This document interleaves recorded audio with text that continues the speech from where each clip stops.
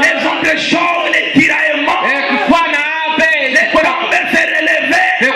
Tout ça c'est à cause de cette chair. Tout ça c'est à cause de la première conscience. Amen. Oh. Il dit ceci. Oui. Nous raisonnons et tout le reste. Mais ce nouveau corps qui vient de cette nouvelle naissance, pas la première conscience, parce qu'elle disparaîtra. Mais c'est quelque chose qui est à l'intérieur. C'est ça qui vit. Tous ceux qui le comprennent, qui t'amènent. À l'intérieur de cette première conscience, vous avez l'esprit. Et la porte de l'esprit, c'est la pensée. Et l'esprit en lui-même a 5 sens. La conscience, la raison, l'imagination, et les affections, et la mémoire. Il a en lui 5 sens. Et à l'intérieur de l'intérieur, nous avons l'âme. Et l'âme, c'est la partie la plus importante de l'homme. Et à l'intérieur de l'âme, il n'y a qu'un seul sens. C'est soit la foi ou le doute. Dites amen. Et l'âme n'a qu'une seule porte d'entrée. La porte d'entrée de l'âme, c'est le libre arbitre. Notre propre volonté de choisir entre le bien et le mal. Ceux qui comprennent cela disent amen. Maintenant, Dieu, il ne s'intéresse pas de tout ce qui est extérieur. Parce que l'extérieur trompe. C'est que Dieu poursuit. C'est l'intérieur de l'intérieur. Parce que, regardez ici, je vous dis, voici ma main. Voici ma tête. Voici mes pieds. Voici mon nez. Mais le moi est où? Je dis moi, voici mon nez. Mais le vrai moi est où?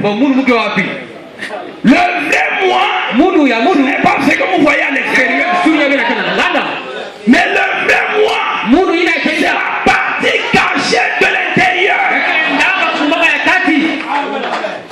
Et quand on parle du mariage entre Christ et l'Église, il ne s'agit pas de l'extérieur, mais il s'agit de ce que vous êtes à l'intérieur. Parce qu'en réalité, nous ne nous sommes jamais vus. Vous n'avez jamais vu le frère Alban. Ça, vous voyez le tabernacle dans lequel le frère Alban vit. Mais le vrai moi, c'est la partie cachée de l'intérieur. Et Dieu, quand il a ouvert les 7 sceaux, le but final qu'il est en train de poursuivre, c'est de ramener tout à l'état de l'Éden. Prendre les hommes et les femmes de maintenant, tous les secteurs, et les ramener à la condition d'Adam. Amen. Parce que souvenez-vous, c'est Abraham dit que quand Dieu a tout créé, il a créé les animaux de toute espèce.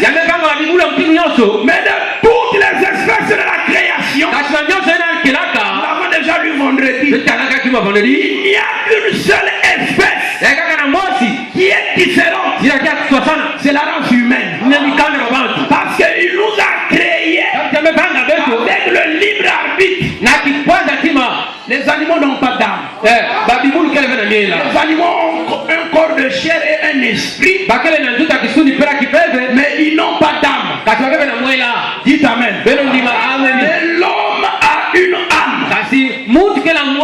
Et Dieu, quand il l'a créé, il l'a placé sur la même base que lui-même. La capacité de choisir entre le bien et le mal. Amen. Amen. Il place deux arbres là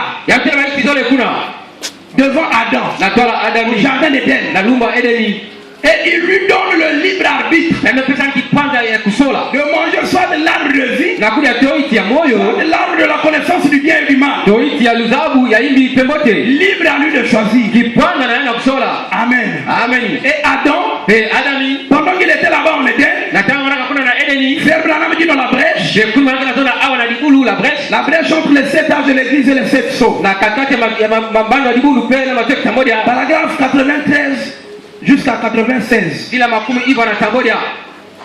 Mais Adam, un peu plus haut, il dit Adam avait le contrôle total de toute la nature. Quand Dieu l'a créé, il lui a doté du libre arbitre.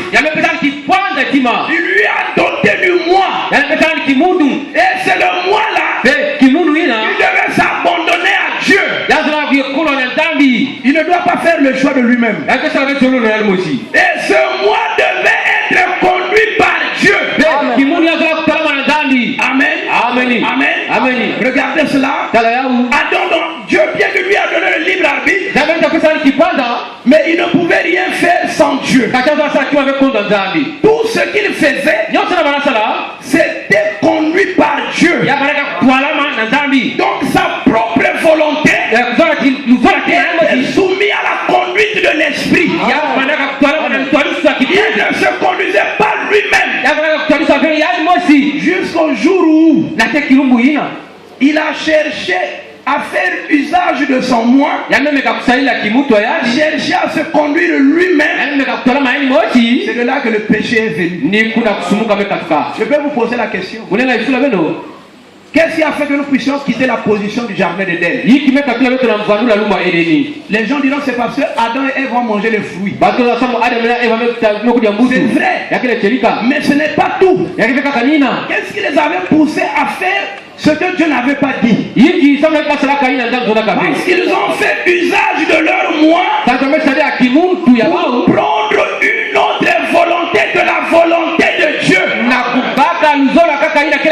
Et si quelqu'un comprend cela, Dieu avait placé la parole devant eux et il ne devait être conduit que par la parole. Mais quand ils ont dit nous pouvons laisser la parole de côté pour faire comme l'interprétation du serpent, c'est de là que le péché est venu. Qu'est-ce que le péché? Le péché ce n'est pas voler. Le péché ce n'est pas fumer. Le péché ce n'est pas l'adultère et les fornications. Mais le péché c'est l'incrédulité. Amen. De connaître la volonté de Dieu et de ne pas la faire. Rejeter la volonté de Dieu pour prendre notre propre volonté. C'est ça le péché. L'incrédulité à la parole. Adam et Ève en rejetant la volonté de Dieu et en prenant le mensonge du serpent par leur propre volonté, ils sont tombés. Et frère Branham dit en mourant, nous avons été vendus. Nous avons vendu notre droit d'aînesse. Nous avons traversé l'abîme. Et nous nous sommes retrouvés hors de la portée de Dieu. Le canal de communication entre l'homme et Dieu fut rompu lorsque Adam pécha. Amen. Et si quelqu'un voit cela, il lui a été donné le libre arbitre. Cela leur avait été donné tout comme à nous. Pour pouvoir faire un choix. Or, Adam et Ève au commencement, ils avaient devant eux l'arbre